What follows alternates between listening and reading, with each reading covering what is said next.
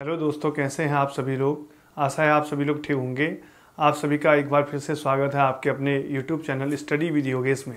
आज मैं आपके सामने पहली बार एक टॉपिक लेके आ रहा हूं जो कि भारत का भूगोल से संबंधित है और आपके सिलेबस में दिया हुआ है।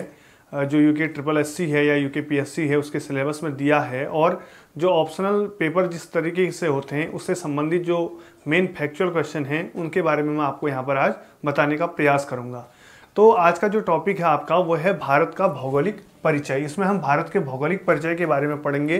देखिए, भौगोलिक परिचय के बारे में पढ़ने से थोड़ा सा पहले मैं आपको बताना चाहूँगा अक्षांश और देशांतर के बारे में, क्योंकि जब आप अक्षांश और देशांतर के बारे में समझ जाएंगे तो आसानी आपको बहुत होगी चीज़ों को समझने में। आसानी से आप समझ जाएंगे कि भारत का जो अक्षांशीय या देशांतरी विस्तार है वो किस तरीके से है और कैसा है। तो सबसे पहले अब हम यहाँ पर बात करते हैं अक्षांश और देशांतर की।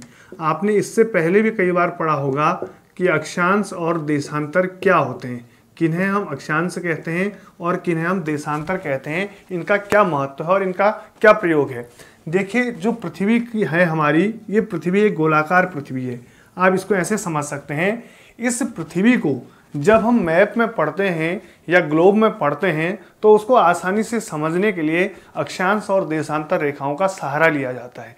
ये जो अक्षांश रेखाएं हैं या ये जो देशांतर रेखाएं हैं ये केवल काल्पनिक हैं। ये रेखाएं कहीं पर हैं नहीं, ऐसा नहीं कि ये रेखाएं कहीं पर हैं। ये केवल काल्पनिक रेखाएं हैं जो कि अध्ययन की सुविधा से अध्ययन को आसान बनाने के लिए मानी गई हैं। अब हम अक्षांश रेखाओं के बारे में जब पढ़ेंगे तो सबसे पहले हम देखते हैं कि अक्षांश रेखाएं क्या होती हैं। अक्षांश रेखाएं होती हैं हमारी पृथ्वी पर पश्चिम से पूर्व की ओर, पश्चिम से पूर्व या पूर्व से पश्चिम, कुछ भी आप कह सकते हैं। पश्चिम से पूर्व या पूर्व से पश्चिम, किसी भी तरीके से आप कह सकते हैं। खींची जाने वाली जो रेखाएं होती हैं इन काल्पनिक रेखाओं को कहा जाता है अक्षांश रेखा। यानी कि हमारी पृथ्वी का जो मानचित्र है या हमारी पृथ्वी का जो ग्लोब है उस पर खींची जाने वाली जो काल्पनिक रेखाएं हैं जो पूर्व से पश्चिम या पश्चिम की ओर खींची जाती हैं उन्हें हम काल्पनिक रेखा कहते हैं। इन अक्षांश रेखाओं में, इन काल्पनिक अक्षांश रेखाओं में सबसे बीच में जो रेखा खींची जाती है जिसको 0 डिग्री अक्षांश कहा जाता है, इसको 0 डिग्री अक्षांश कहने के साथ साथ विषुवत रेखा या भूमध्य रेखा, इसको भूमध्य रेखा या विषुवत रेखा भी कहा जाता है। जो 0 डिग्री अक्षांश है, इस 0 डिग्री अक्षांश को जो है भूमध्य रेखा या फिर आपका विषुवत रेखा कहते हैं। ये जो भूमध्य रेखा है ये हमारी पृथ्वी को 2 गोलार्धों में बांटती है। इसको बोलते हैं उत्तरी गोलार्ध और जो नीचे है इसको बोलते हैं दक्षिणी गोलार्ध। ये 2 गोलार्धों को बांटती है। यानी कि पृथ्वी के बीचों बीच खींची गई जो काल्पनिक रेखा है, इस काल्पनिक रेखा को हम बोलते हैं 0 डिग्री देशांतर अक्षांश या फिर जो है विषुवत रेखा इसको या भूमध्य रेखा इसको कहा जाता है। और ये जो रेखा है हमारे पृथ्वी को 2 गोलार्धों में बांटती है, उत्तरी गोलार्ध और दक्षिणी गोलार्ध। जब आप ऐसे दिशाओं को देखते हैं तो इधर उत्तर है, इधर दक्षिण है, इधर पूरब है और इधर पश्चिम है।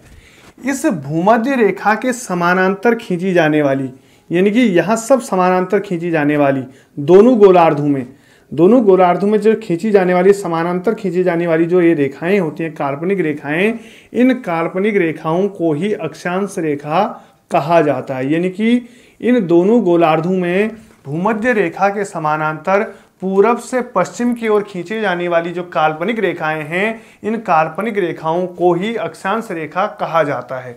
और ये जो अक्षांश रेखाएं हैं, इन अक्षांश रेखाओं की कुल 90 अक्षांश रेखाएं जो हैं आपकी दक्षिणी गोलार्ध में है, 90 अक्षांश रेखाएं आपकी जो है उत्तरी गोलार्ध में है। इन दोनों को मिलाकर टोटल जो अक्षांश रेखाओं की संख्या होती है वो होती है 180। अगर आपसे फैक्चुअल प्रश्न पूछा जाता है कि पृथ्वी के मानचित्र पर या पृथ्वी के ग्लोब पर कुल कितनी अक्षांश रेखाएं हैं, तो टोटल अक्षांश रेखाओं की संख्या होती है आपका 180। और कुछ लोग मानते हैं कि अगर भूमध्य रेखा को हम अलग से मान लें तो +1 हो जाएंगी 181 रेखाएं अक्षांश। लेकिन जब भी आपका फैक्चुअल प्रश्न आता है कि हमारे पृथ्वी के मानचित्र पर कुल कितनी अक्षांश रेखाएं हैं, तो उसका जो राइट आंसर होगा वो होगा 180 अक्षांश। अब ये जो अक्षांश रेखाएं हैं, देखिए इन अक्षांश रेखाओं में क्या होता है, चाहे आप 0 डिग्री से नीचे की ओर जाएं चाहे ऊपर की ओर जाएं, ये 1 degree 2 degree 3 degree 4 degree 5 degree 6 degree ऐसे करके 90 डिग्री तक बढ़ती जाएंगी। और यहाँ से नीचे को भी जब दक्षिण में आएंगे तो 1 degree 2 degree 3 degree 4 degree 5 degree इसी तरीके से ये जो है 90 तक बढ़ती जाएंगी। अब जो दो अक्षांश रेखाएं होती हैं, एक अक्षांश से दूसरे अक्षांश में हम जब जाते हैं तो 1 डिग्री से दूसरे डिग्री में जाने में कुछ छोटी छोटी रेखाएं होती हैं जिनको मिनट कहा जाता है, जिनको हम जो है बोलते हैं मिनट। तो 1 डिग्री से दूसरे डिग्री के बीच में जाने में कुल जो है 60 मिनट का अंतर होता है, 60 मिनट। यानी कि 1 डिग्री के बाद जब आप दूसरे डिग्री में जाएंगे तो इसके बीच में 60 मिनट होंगे। और 1 मिनट और से दूसरे मिनट में जब आप जाते हैं तो उसमें 60 सेकंड होते हैं। ये आप ध्यान रखिएगा, क्योंकि इससे आपको किसी भी देश की लोकेशन या उसका अक्षांतरी और देशांतरी विस्तार समझने में काफ़ी आसानी होगी। सिंपल सा फैक्ट है कि अक्षांश रेखाएं क्या होती हैं, भूमध्य रेखा के समानांतर दोनों गोलार्धों में खींची जाने वाली जो रेखाएं होती हैं, काल्पनिक रेखाएं, उन्हें हम अक्षांश रेखा कहते हैं। अक्षांश रेखाओं की संख्या कुल 180 है। अगर 0 डिग्री अक्षांश को भूमध्य रेखा कहा जाता है या विषुवत रेखा कहा जाता है, और इसको भी अगर हम जोड़ दें तो 181 होती हैं। एक अक्षांश से दूसरे अक्षांश के बीच में जाने में 60 मिनट का अंतर होता है, और 1 मिनट से दूसरे मिनट में जाने में 60 सेकंड का अंतर होता है। और जो दो अक्षांश होते हैं, इन अक्षांशों के बीच की जो दूरी होती है वो होती है आपका 111 किलोमीटर। धरातल पर या जब हम कहीं पर किसी स्थान की लोकेशन का अगर हम अध्ययन करते हैं अक्षांश रेखाओं की सहायता से, तो दो अक्षांशों के बीच में जो है 111 किलोमीटर का अंतर होता है। अब एक बात और इसमें देख लीजिए, ये जो अक्षांश रेखाएं होती हैं इनका महत्व क्या है। इनका मुख्य उद्देश्य होता है किसी स्थान की अवस्थिति को जानना, कि कोई स्थान किस लोकेशन पर स्थित है, इसको हम अक्षांश रेखाओं की सहायता से समझ सकते हैं। आप किसी भी देश का मानचित्र ले लीजिए, विश्व का मानचित्र ले लीजिए, आपके पास मानचित्र होगा, उसमें आप देखिए कि दोनों तरफ जो है लाइनें खींची रहती हैं, तिरछी लाइनें और खड़ी लाइनें। तो ये जो तिरछी लाइनें होती हैं यही आपको अक्षांश रेखाएं यही होती हैं जो आपको बताती हैं कौन किस अक्षांश पर है। अगर आप किसी देश की स्थिति जानना चाहते हैं, आपको मालूम है कि वो देश इतने डिग्री अक्षांश में है, तो आप किनारे पर देखेंगे और उतने डिग्री अक्षांश की रेखा पकड़ेंगे, उस अक्षांश रेखा को सीधे अगर चेक करेंगे तो आपको वो देश आसानी से मिल जाएगा। तो ये तो होगी आपकी मुख्यतः अक्षांश रेखाएं। जहां तक मैं समझता हूं आपके समझ में ये आ गया होगा। अब दूसरी जो काल्पनिक रेखाएं होती हैं वो होती हैं देशांतर रेखाएं। दूसरी जो रेखाएं होती हैं उन रेखाओं को कहा जाता है देशांतर रेखाएं। एक चीज हमेशा ध्यान रखिएगा कि ये रेखाएं होती हैं काल्पनिक, ये मानी गई रेखाएं हैं। अब जो ये देशांतर रेखा होती है, जिस तरीके से मैंने आपको बताया कि यहाँ पर भूमध्य रेखा है, पृथ्वी के बीचों बीच 0 डिग्री अक्षांश, ठीक इसी प्रकार उत्तरी गोलार्ध को दक्षिणी गोलार्ध से मिलाने वाली जो बीचों बीच काल्पनिक रेखा है, उत्तरी गोलार्ध को दक्षिणी गोलार्ध से मिलाने वाली जो काल्पनिक रेखा है, इसको बोलते हैं देशांतर रेखा। और ये है आपका कितना 0 डिग्री। ये कितना डिग्री देशांतर है 0 डिग्री, जो बीचों बीच है पृथ्वी के, और ये पृथ्वी को 2 गोलार्धों में मारती है। इससे इधर आपका आता है पूर्वी गोलार्ध और इधर आता है आपका पश्चिमी गोलार्ध। ये जो देशांतर रेखा है ये पूर्वी और पश्चिमी 2 भागों में जो है बांटती है पृथ्वी को। अब ये देशांतर रेखाएं क्या होती हैं, ये देशांतर रेखाएं वृत्ताकार रूप में या वक्राकार रूप में होती हैं, जो कि एक ही पॉइंट से शुरू होती हैं और लास्ट में यहाँ भी नीचे हर रेखा एक ही पॉइंट पर ऐसे करके मिलती है। हर रेखा को एक ही पॉइंट पर मिलाया जाता है, इनका बिंदु से एक ही होता है, ऐसे सीधे करके उठेंगी और इस तरीके से एक स्थान पर मिलेंगी। ऐसे ही पश्चिमी गोलार्ध में भी एक ही स्थान पर ये रेखाएं आकर मिलती हैं एक ही बिंदु से, और इनकी जो कुल संख्या है ये पश्चिम में है 180 और पूरब में भी है 180। तो टोटल कितनी होगी आपका 360। टोटल जो अक्षांश रेखाएं हो देशांतर रेखाएं होती हैं वो होती हैं आपकी 360, यानी कि 180 पूर्वी देशांतर 180 पश्चिमी देशांतर, दोनों को मिलाकर पूरब और पश्चिमी देशांतर को मिलाकर आपका 360 डिग्री जो है 360 जो है टोटल आपकी देशांतर रेखाएं होगी। ये जो देशांतर रेखाएं होती हैं ये हर जगह पर इनकी दूरी बराबर नहीं होती है। अक्षांश रेखाओं की तरह ये समानांतर नहीं होती हैं। इनके बीच सर्वाधिक जो दूरी होती है वो भूमध्य रेखा के पास आती है। भूमध्य रेखा, कहीं पर आपसे प्रश्न पूछा जाता है कि किन्हीं दो देशांतरों के बीच में सबसे अधिक दूरी कहां पर होगी, वो भूमध्य रेखा के पास होती है। लगभग 111.23 के आसपास लगभग ये होती है। इनकी जो टोटल दूरी होती है, इतने किलोमीटर का गैप यहाँ पर होता है। बाकी ये जैसे जैसे आप ध्रुव की ओर जाएंगे संकरी होती जाएंगी और बीच में जो है आपकी फैलती जाएंगी। ये हो गया आपका साउथ पोल, नीचे दक्षिणी ध्रुव, और यहाँ पर आपका नॉर्थ पोल यानी कि उत्तरी ध्रुव। तो इस तरीके से इनकी टोटल संख्या होगी, देशांतरों की टोटल संख्या 360, अक्षांश की 180। ये जो 0 डिग्री देशांतर है, इस 0 डिग्री देशांतर को ग्रीनविच रेखा भी कहा जाता है। ये ग्रीनविच रेखा भी कहलाती है क्योंकि ये इंग्लैंड के पास जो है ग्रीनविच नामक स्थान से होकर गुजरती है। यहीं से पूरे विश्व का, इस 0 डिग्री देशांतर से पूरे विश्व का मानक समय निर्धारित किया गया है। मानक समय पूरे विश्व का, जिसको जो है GMT भी कहते हैं, ग्रीनविच मेन टाइम। ये मानक समय जो है पूरे विश्व का जो निर्धारित किया गया है वो किया गया है आपका 0 डिग्री देशांतर से। और ये जो देशांतर रेखाएं होती हैं इनका मुख्य महत्व क्या होता है, किसी स्थान के समय को ज्ञात करना। किसी भी स्थान का अगर हमें समय निकालना है, किसी स्थान के समय को अगर हम निकालना चाहते हैं तो वो हम निकालेंगे इन देशांतर रेखाओं की सहायता से। अब कैसे निकालेंगे, इसको देखने के लिए जरा सा इसको आपको समझना होगा कि ये जो 0 डिग्री देशांतर है, इस देशांतर से हम जैसे जैसे पूरब की ओर बढ़ते हैं, कहाँ की ओर बढ़ेंगे, पूरब की ओर, तो समय बढ़ेगा। ये हमेशा ध्यान रखना, समय बढ़ेगा। और जैसे ही आप इससे पश्चिम की ओर बढ़ेंगे तो समय घटेगा। पूरब की ओर समय बढ़ता जाता है और पश्चिम की ओर समय घटता जाता है। अब इसको आप देख लीजिए, मैं इसको एक बार मिटा के फिर आपको समझाता हूं किस तरीके से समय घटता है और कैसे जो है इसमें समय बढ़ता है। अब देखिए, माना ये आपका ग्लोब है, इस ग्लोब में ये 0 डिग्री आपका देशांतर है।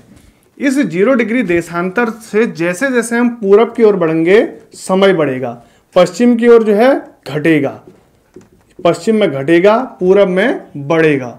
अब ऐसा क्या है, किस तरीके से बढ़ेगा, देखिए ये जो पृथ्वी है गोलाकार, इस पृथ्वी को अपने अक्ष में एक चक्कर घूमने में यानी कि अपने अक्ष पर एक दिन रात होने में जो है टोटल 24 घंटे का समय लगता है। कितने घंटे का समय लगता है, 24 घंटे। आपको मालूम है पृथ्वी अपने अक्ष पर एक चक्कर जो है 24 घंटे में पूरा करती है, जिसमें दिन और रात होते हैं। अब एक घंटे पर जब किसी वृत्ताकार पथ पर घूमेगी, कोई वृत्त है, उस वृत्त में कुल कितनी डिग्रीज होती हैं आपको मालूम है, 360 डिग्री होती हैं। इस 360 डिग्री को घूमने में इसको 24 घंटे लगते हैं। 360 डिग्री घूमने में जो है 24 घंटे लगते हैं। तो ये एक घंटे में कुल मिलाकर जो है एक घंटे में लगभग ये कितना 15 डिग्री घूमती है। 15 डिग्री एक घंटे में घूमेगी तो जो है ये जब 15 डिग्री घूमने में इसको जो है 1 घंटा लग रहा है तो 1 घंटे में कितना हो गया, 60 मिनट होते हैं। तो 1 डिग्री जब इसको पार करने में समय लगेगा, 60 को जब आप 15 से भागा देंगे तो 15 चक्को 60 यानी कि 4 मिनट। एक देशांतर से दूसरे देशांतर में जाने में हमेशा 4 मिनट का अंतर आता है। यानी कि अगर आप यहां से इधर की ओर जा रहे हैं, ये आपके देशांतर हैं, ये टोटल 180 होंगे। 180 यहाँ पर खींच पाना पॉसिबल नहीं है, तो इसी तरीके से हम मान लेते हैं कि 180 होंगे। जैसे ही यहाँ पर आप हैं, माना यहाँ पर दोपहर के 12 बजे हैं, यहाँ से आप 1 डिग्री पूर्व में यहाँ पर चले गए तो 12:04 होंगे सेम टाइम पर। यहाँ से आगे दूसरे में गए तो 12:08 होंगे। तीसरे में चले गए 12:12 होंगे। और जैसे ही आप यहाँ से पीछे की ओर आएंगे, पश्चिम की ओर आएंगे, तो ये समय घटता जाता है। यहाँ पर 12 हैं तो यहाँ पर 1 डिग्री इधर आने में 11:56 हो रहे होंगे। इधर आप आगे आ जाएंगे तो 11:52 हो रहे होंगे। इधर आ जाएंगे तो 11:48 होंगे। यानी कि जिस जिस तरीके से आप पूरब से पश्चिम की ओर बढ़ेंगे तो समय घटता जाएगा, और जैसे जैसे आप पश्चिम से पूरब की ओर बढ़ते जाएंगे तो समय जो है बढ़ता जाएगा। ऐसा क्यों होता है, क्योंकि पृथ्वी जो है अपना जो उसका पथ है घूमने का, जो सूर्य की परिक्रमा करती है या उसका जो अपना पथ घूमने का है, तो वो कहाँ पश्चिम से पूर्व की ओर घूमती है। पश्चिम से पूर्व की ओर घूमने के कारण ये समय में परिवर्तन आता है, इस तरीके से समय चेंज होता है। तो देशांतर रेखाओं का जो मुख्य महत्व है वो क्या है, किसी स्थान के जो है समय को ज्ञात करने के लिए हम देशांतर रेखाओं का सहारा लेते हैं। अब एक चीज और देखिए, अब जब मैं भारत में आऊंगा तो आप ये देखिए यहाँ पर आपका ये 0 डिग्री की रेखा है। इस 0 डिग्री रेखा से ऊपर जो है यहाँ भारत स्थित है, भारत ऊपर में है, और ये 0 डिग्री की रेखा है तो ये इधर स्थित है, यानी कि ये पूरब में स्थित है, यहाँ से उत्तर है। इसीलिए आपने हमेशा जब भी पढ़ा होगा तो आपने एक चीज पढ़ी होगी कि भारत उत्तरी गोलार्ध में है। उत्तरी गोलार्ध में मतलब है कि भूमध्य रेखा से ऊपर है, और दक्षिण और पूर्वी देशांतर में है, क्योंकि ग्रीनविच के पूरे पूरब में है, तो इसीलिए इसको जो है पूर्वी देशांतर में हम दिखाते हैं। अब हम आगे पढ़ेंगे इसमें भारत की स्थिति और विस्तार के बारे में। तो इसको आपने नोट कर लिया होगा, देख लिया होगा, जहां तक मैं समझता हूं आपके समझ में ये चीज आ गई होगी। अब हम यहां से पढ़ेंगे, इससे आपको भारत के अक्षांशीय और देशांतरी विस्तार को समझने में बहुत आसानी होगी अगर आप इस चीज को समझ गए होंगे तो। अब देखिए, जो भारत का अक्षांशीय या देशांतरी विस्तार है, आज हम भारत के जो उसकी स्थिति है उसके बारे में यहाँ पर पढ़ने जा रहे हैं। तो सबसे पहले मैं आपको बताना चाहूँगा, यहाँ पर मैं एक कोशिश करता हूँ कि भारत के मानचित्र को ड्रॉ करूँ। भारत का जो ये मानचित्र है कुछ इस तरीके से है, कुछ इस तरीके से आपका भारत का मानचित्र आपका बनेगा। आप भी प्रैक्टिस कर सकते हैं, इस तरीके से आप भारत के मानचित्र को बना लीजिए, रफली या जैसे भी है, इस तरीके से। ये आपका भारत का मानचित्र बन रहा है। इस तरीके से हम भारत के मानचित्र को देखते हैं। यहाँ पर आपका भारत है। अब जब हम भारत की स्थिति और विस्तार की बात करते हैं कि भारत का स्थिति विस्तार क्या है, उसका अक्षांशीय और देशांतरी विस्तार कैसा है, क्या है, तो सबसे पहले हम पढ़ते हैं अक्षांशीय विस्तार। जो भारत का अक्षांशीय विस्तार है वो क्या है, 8 डिग्री 4 मिनट, डिग्री मिनट को ऐसे लिखते हैं, 8 डिग्री 4 मिनट उत्तरी अक्षांश से 8 डिग्री 4 मिनट उत्तरी अक्षांश से 37 डिग्री 6 मिनट उत्तरी अक्षांश, ये इसका अक्षांशीय विस्तार है। अब इसका मतलब क्या हुआ, इसका मतलब यह है जब आप अक्षांश और देशांतर को देखेंगे तो 8 डिग्री 4 मिनट की जो रेखा है वो भारत के सबसे नीचे वाले पॉइंट को छूती है। यहां भूमध्य रेखा है, इससे नीचे भूमध्य रेखा है।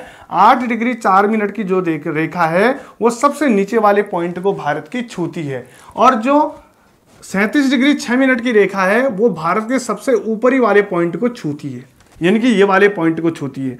तो यहां से लेकर यहां तक का जो विस्तार हो गया, यानी कि 8 डिग्री 4 मिनट की रेखा यहां पर है, 8 डिग्री 4 मिनट, और 37 डिग्री 6 मिनट की रेखा, ये 37 डिग्री 6 मिनट की जो रेखा है वो यहां पर है। तो भारत का जो अक्षांशीय विस्तार है वो 8 डिग्री 4 मिनट से 37 डिग्री 6 मिनट के बीच में है। और अगर हम इसकी भारत के जो है देशांतरी विस्तार की अगर हम बात करते हैं तो भारत का जो देशांतरी विस्तार है ये सबसे पहले एक किनारे वाली लाइन जो इसको यहां छुएगी, और एक इसके बाहर वाली लाइन इसको यहां छुएगी, क्योंकि खड़ी लाइनें जो हैं देशांतर रेखाएं हैं।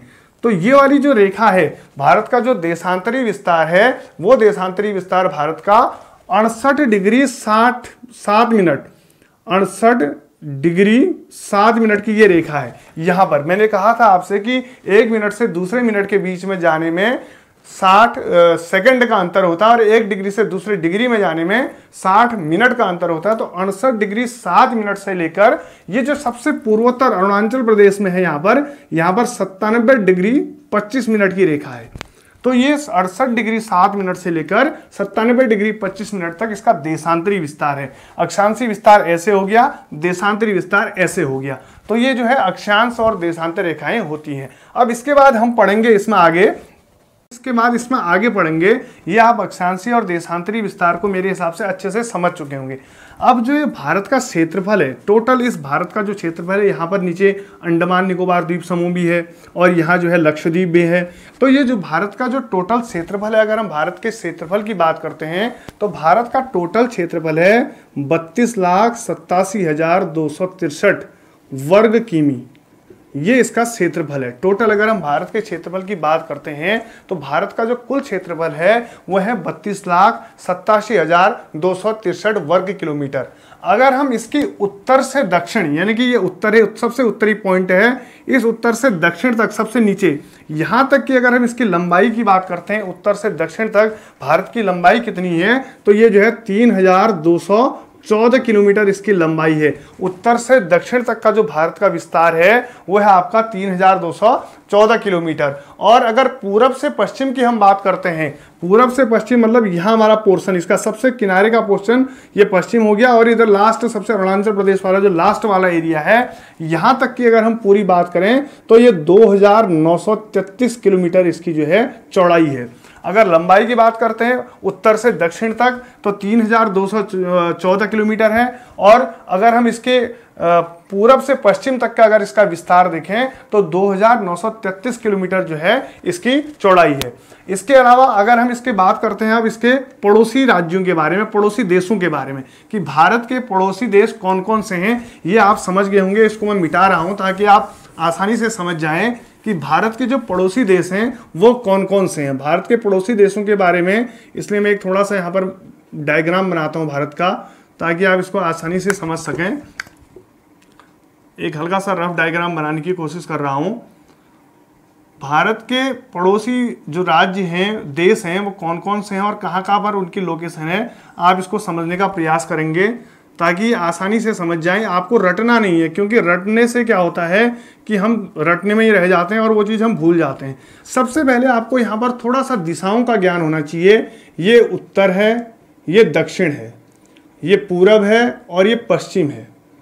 अब उत्तर और पूरब के बीच में यहाँ पर आ जाएगा आपका उत्तर पूरब, और यहाँ पूरब और दक्षिण के बीच में आएगा दक्षिण पूरब, ये वाली दिशा। ये हो जाएगी आपकी दक्षिण पश्चिम, और ये हो जाएगी आपकी उत्तर पश्चिम।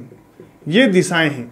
अब अगर हम यहाँ पर भारत के पड़ोसी देशों की बात करते हैं कि भारत की जो सीमाएं हैं वो पड़ोस में या उसके पड़ोसी देश कौन कौन से हैं, तो सबसे पहले आप देखेंगे यहाँ पर इसके पश्चिम वाले भाग में यहाँ पर जो है पाकिस्तान है पड़ोसी देश। इसके बाद ये पश्चिम में आ गया। यहाँ उत्तर पश्चिम में आप देखेंगे इसका पड़ोसी देश जो है अफगानिस्तान है। यहाँ पर इसका पड़ोसी देश है, ये उत्तर पश्चिम में अफगानिस्तान आ गया। इधर उत्तर में अगर आप देखेंगे तो यहाँ पर चीन हो गया। यहाँ अगर आप देखेंगे उत्तर में ही, यहाँ नेपाल हो गया। इस वाले पोर्शन में उत्तर में यहाँ पर देखेंगे आप तो भूटान हो गया। और इस वाले पोर्शन में यहाँ पूरब में आप देखेंगे तो यहाँ पर म्यांमार हो गया। इधर नीचे अगर आप देखते हैं तो यहाँ श्रीलंका है, ये श्रीलंका वाला एरिया है। तो ये जो है इसके मुख्य पड़ोसी देश हो गए।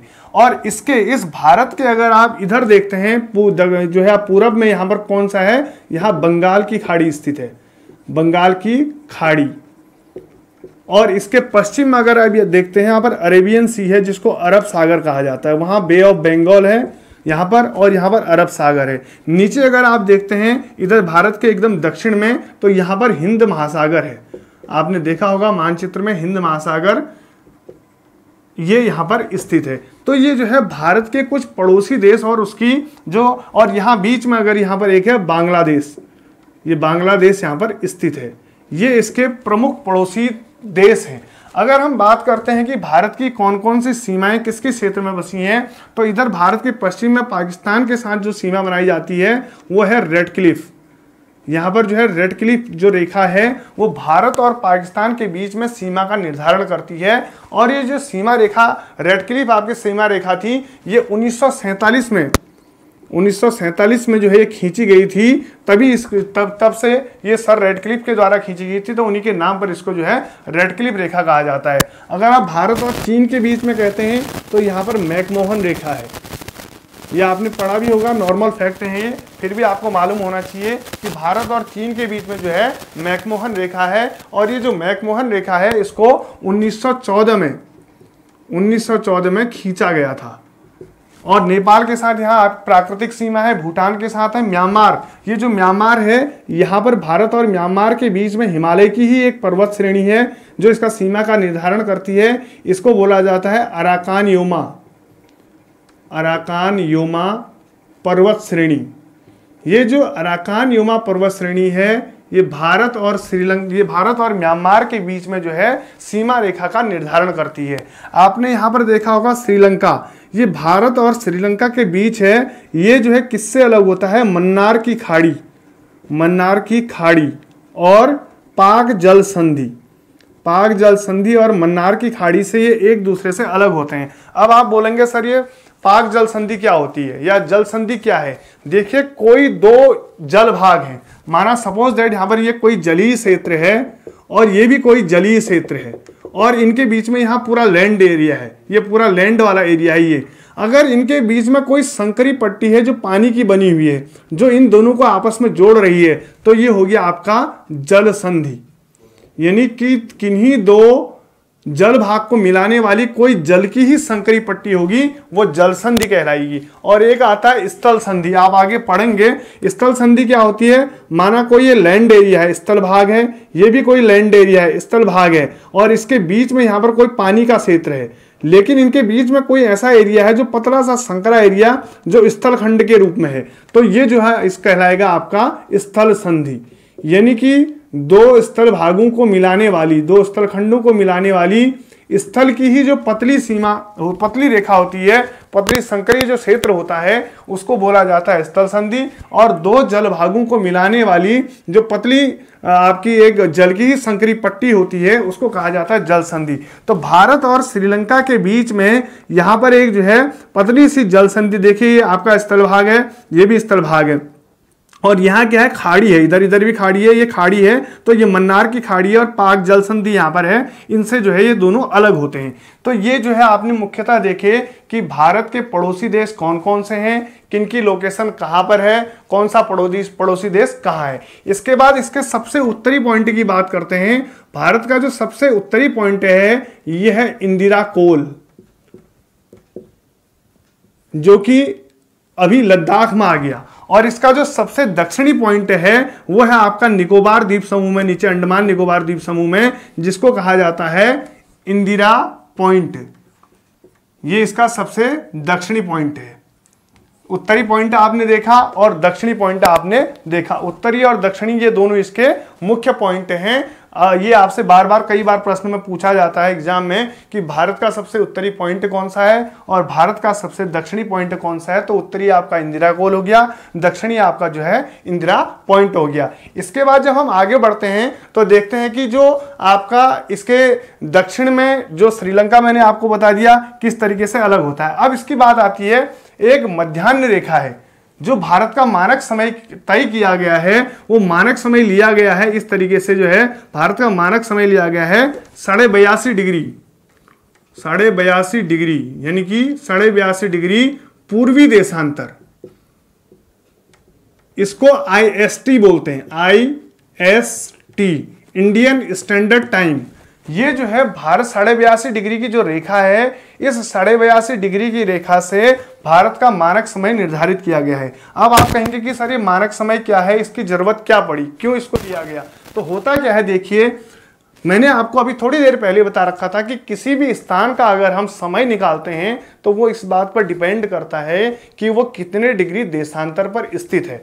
मैंने आपको बताया कि इसकी जो सबसे पश्चिमी सीमा है ये वाली, ये लगभग ये वाली जो सीमा है ये कितना 68 डिग्री 7 मिनट पर है, और सबसे इधर आपका पूरब में अरुणाचल प्रदेश वाली जो सीमा है ये 97 डिग्री 25 मिनट में है। अब जब हम यहाँ से बढ़ना चाहते हैं तो आप देखिए 68 डिग्री से 97 डिग्री के बीच में लगभग 29 डिग्री का अंतर आ जाता है, लगभग 29 डिग्री का अंतर इसमें आ रहा है।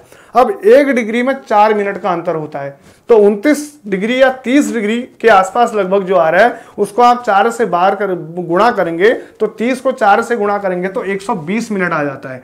और 120 मिनट को जब आप भाग देंगे किससे, घंटे में कन्वर्ट करने के लिए 60 से भाग देंगे तो 2 घंटे का अंतर आएगा। यानी कि गुजरात भारत में ही स्थित है, यहाँ पर जो है अरुणाचल प्रदेश भी भारत में है, लेकिन जो भारत का और गुजरात का और अरुणाचल प्रदेश का जो टाइम है इसमें 2 घंटे का अंतर आ रहा है।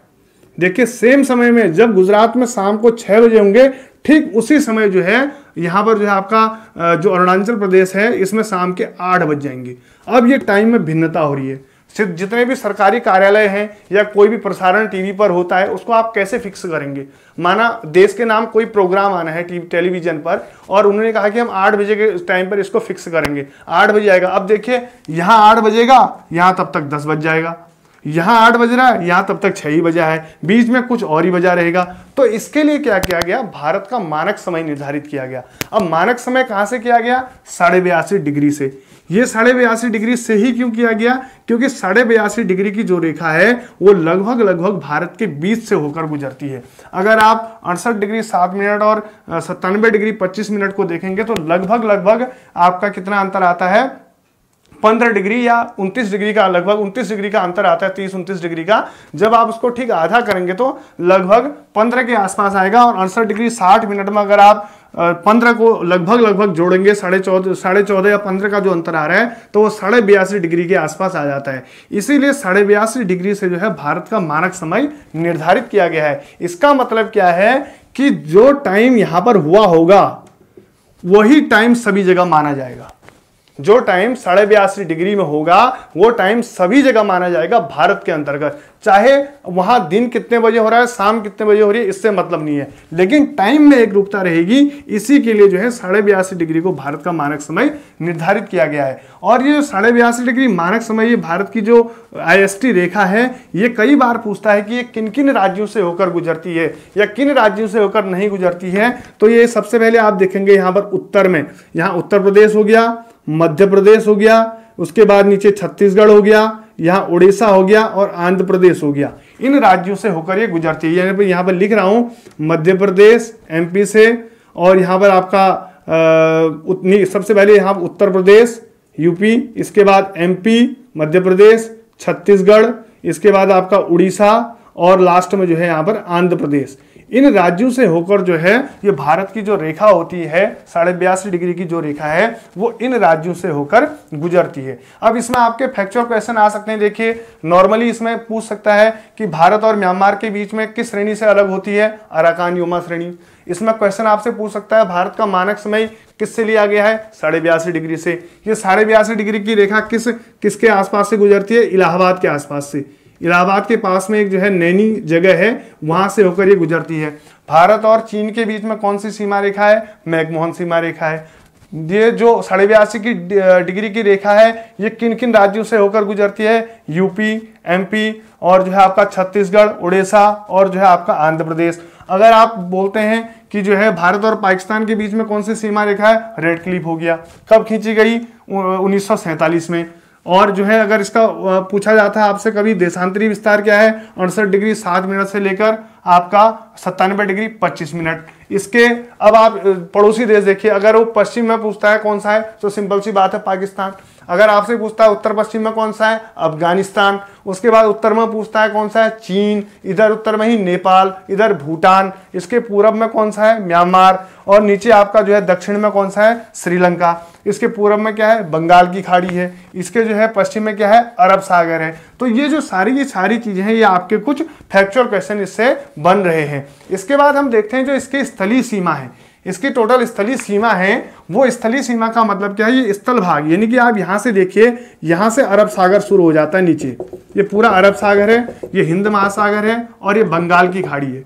यानी कि यहां से लेकर ये ऊपर का जो भाग है पूरा का पूरा, ये वाला भाग, यहां जहां तक ये पानी शुरू नहीं होता है, यहां तक वेस्ट बंगाल तक लगभग। तो ये टोटल इसकी लंबाई कितनी है स्थलीय सीमा की, अगर आपसे लंबाई पूछता है तो टोटल जो आपकी स्थलीय सीमा की लंबाई है वो 15,200 किलोमीटर है।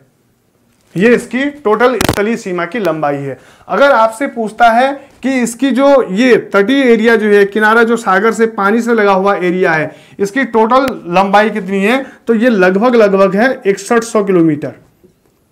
और मुख्य भूमि अगर इसके अंडमान निकोबार द्वीप समूह और यहां लक्षद्वीप, इसको भी अगर आप जोड़ देते हैं तो इसकी तटीय सीमा की लंबाई लगभग हो जाती है 7616.6 किलोमीटर। लगभग जो है ये इतनी इसकी स्थलीय सीमा और इसकी लंबाई हो जाती है।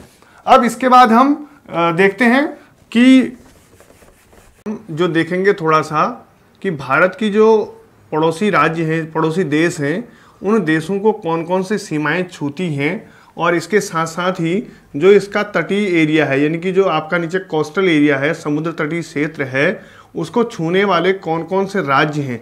ये कई बार आपसे एग्जाम में पूछा जाता है कि इनमें से कौन सा राज्य जो है भारत के तटीय क्षेत्र को छूता है या फिर इनमें से कौन सा नहीं छूता है, इस तरीके से आपसे पूछा जाएगा।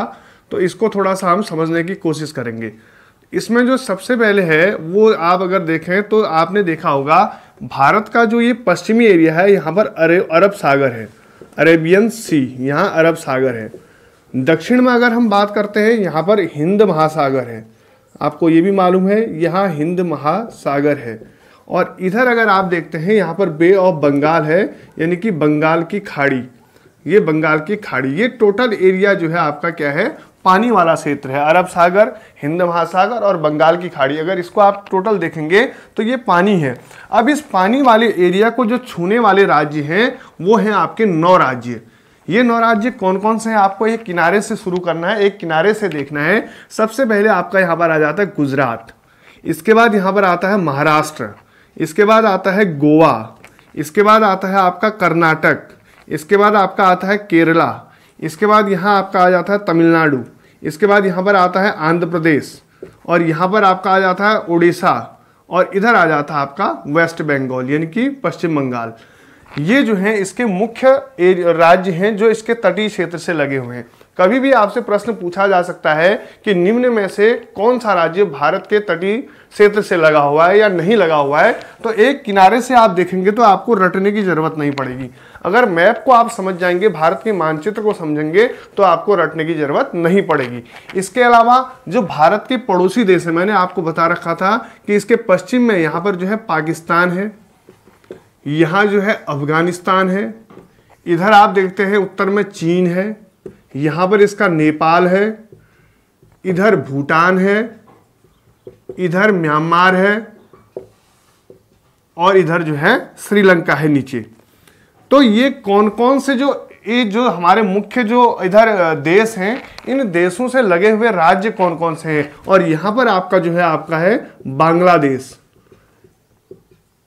ये जो मुख्य देश हैं, इन देशों को कौन कौन से राज्य की सीमाएं टच करती है। कई बार ये प्रश्न पूछा जाता है कि निम्न में से कौन सा राज्य पाकिस्तान की सीमा को छूता है या चीन की सीमा को छूता है। तो सिंपली हम एक किनारे से शुरू करते हैं। जब आप देखेंगे पाकिस्तान, तो पाकिस्तान को छूने वाले जो राज्य हैं, सबसे पहले यहाँ पर आ जाता है गुजरात, इसके बाद आप ऊपर यहाँ आएंगे, यहाँ आएगा राजस्थान, इसके बाद ऊपर आएंगे पंजाब, और इसके बाद यहाँ पर आएगा जम्मू कश्मीर, और लास्ट जो है अब आपका केंद्र शासित प्रदेश लद्दाख। तो ये वाला जो पोर्शन है, ये आपका गुजरात हो गया, राजस्थान हो गया, ये आपका पंजाब हो गया, जम्मू कश्मीर हो गया, और ये लद्दाख हो गया। ये जो है पाकिस्तान की सीमा से लगे हुए राज्य हैं। इसके बाद आपका आता है चीन। चीन की सीमा को कौन कौन सा छूता है। अब यहाँ से जैसे लद्दाख एक पोर्शन अलग बन गया है, तो सबसे पहले इसको छूने वाला जो आपका राज्य है ये हो गया केंद्र शासित प्रदेश। चाइना को जो छूता है ये आपका आ गया लद्दाख। इसके बाद इसके नीचे आता है यहाँ पर हिमाचल प्रदेश। इसके बाद इधर आप देखेंगे यहाँ पर आता है आपका उत्तराखंड, यानी कि जो चीन की सीमा को छूने वाले जो राज्य हैं, लद्दाख हो गया, हिमाचल प्रदेश हो गया, और इसके अलावा जो है उत्तराखंड हो गया। इधर आप देखेंगे सिक्किम, और इधर आप देखेंगे अरुणाचल प्रदेश। यानी कि ये राज्य जो है, ये राज्य और केंद्र शासित प्रदेश लद्दाख, हिमाचल प्रदेश, उत्तराखंड, सिक्किम और आंध्र प्रदेश, ये आपका अरुणाचल प्रदेश, ये जो है चीन की सीमा को छूते हैं। अब अगर आप नेपाल की बात करते हैं, तो नेपाल को छूने वाले जो राज्य हैं, सबसे पहले आपका यहाँ पर उत्तराखंड आ जाता है। इस उत्तराखंड के बाद आपने यहाँ पर देखा होगा यूपी। उत्तराखंड के बाद आगे यूपी आता है। यूपी के बाद यहाँ जो है आपका बिहार आता है। बिहार के बाद यहाँ पर ये वेस्ट बंगाल की सीमा आती है, थोड़ा सा पश्चिम बंगाल यहाँ पर आता है, और इधर आपका जो है सिक्किम आता है। यानी कि नेपाल जो है, इस नेपाल को छूने वाले जो राज्य हैं इसकी सीमा को, वो उत्तराखंड, उत्तर प्रदेश, बिहार, पश्चिम बंगाल और सिक्किम, ये नेपाल की सीमा को छूते हैं। इसके बाद आपका आता है भूटान।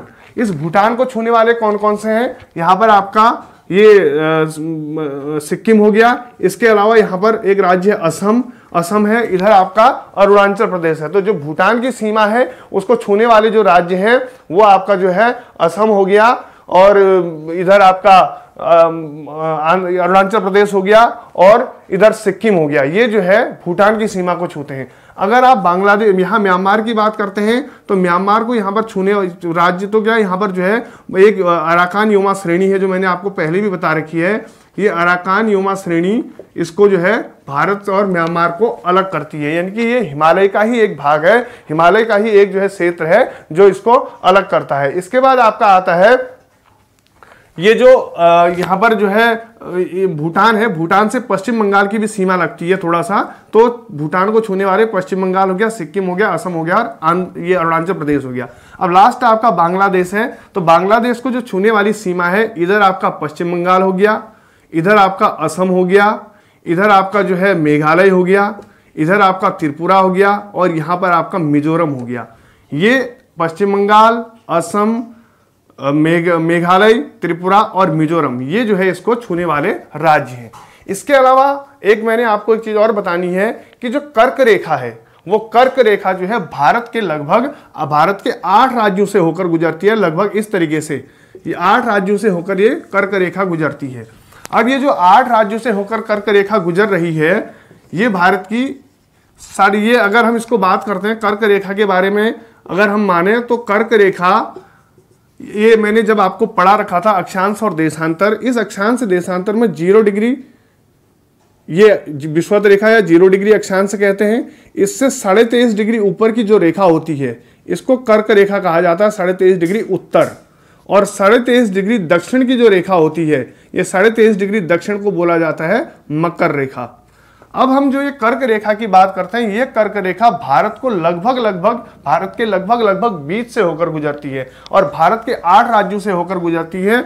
ये 8 राज्य कौन से, अगर आप एक क्रम से देखेंगे तो सबसे पहले आपका यहाँ पर आता है गुजरात, इसके बाद आपका आता है राजस्थान, इसके बाद आता है मध्य प्रदेश, इसके बाद यहाँ पर आएगा आपका छत्तीसगढ़, फिर आएगा इधर राजस्थान, इधर मध्य प्रदेश, इधर आपका छत्तीसगढ़ के बाद आएगा आपका झारखंड, और झारखंड के बाद आपका आएगा उड़ीसा, और उड़ीसा के बाद आपका यहाँ पर आएगा उड़ीसा नहीं जाती है, झारखंड आएगा, इसके बाद पश्चिम बंगाल आएगा, इधर आपका जो है त्रिपुरा आ गया और त्रिपुरा के बाद आपका मिजोरम आ गया। तो इन राज्यों से होकर ये रेखा गुजरती है, यानी कि गुजरात, राजस्थान, मध्य प्रदेश, छत्तीसगढ़, झारखंड, पश्चिम बंगाल और यहाँ पर त्रिपुरा और आगे जो है मिजोरम, इन राज्यों से होकर ये जो कर्क रेखा है वो गुजरती है। ये कर्क रेखा एक ऐसी है, यहाँ पर जो है 21 जून को सूर्य की किरणें सबसे ज्यादा यानी कि लंबवत पड़ती हैं उत्तर भारत में, जब सूर्य उत्तरायण होता है। तो ऐसी स्थिति में जो है यहाँ पर सूर्य की किरणें सीधी पड़ती है, तो यहाँ पर सबसे बड़ा दिन होता है, सबसे ज्यादा गर्मी इस दिन होती है उत्तर भारत में, तो ये सबसे बड़ा दिन है। अब जो कुछ फैक्चुअल प्रश्न अगर आपके बचे होंगे तो आप उसको ल्यूसेंट या अन्य कोई किताबें हैं उनसे आप पढ़ सकते हैं। जहां तक मैं समझता हूं कि ये पढ़ाया हुआ जो भी मैंने आपको बताने की कोशिश की है वो आपके समझ में आया होगा और इसको आप अच्छे से कंप्लीट करेंगे, इसको समझने का प्रयास करेंगे। इसके बाद फिर मिलते हैं आपको अगले सेशन में। धन्यवाद।